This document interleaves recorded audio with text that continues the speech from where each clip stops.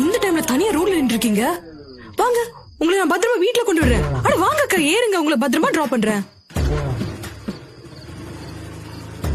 அக்கா, இந்த டைம்ல உங்களுக்கு தனியா இருக்கிறதுக்கு பயமே இல்லையாக்கா? நான் டெய்லி இந்த மாதிரி தான் ஆபீஸ் விட்டு இந்த டைம்ல வருவேன். ஆனா எனக்கு அள்ளு விட்டுரும் தெரியுமா?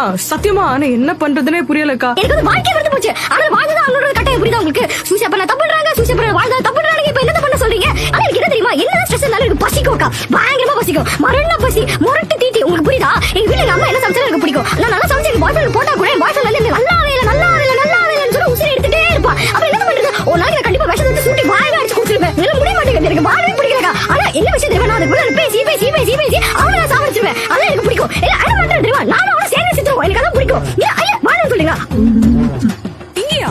இங்கயாக்கா?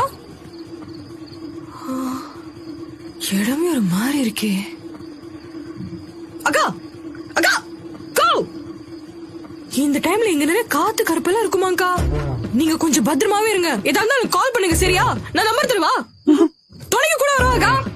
அக்கா அக்கா ஒரு மனுஷி ஏகா. ஓ, அக்காக்கு ஏதோ அர்ஜென்ட் போல.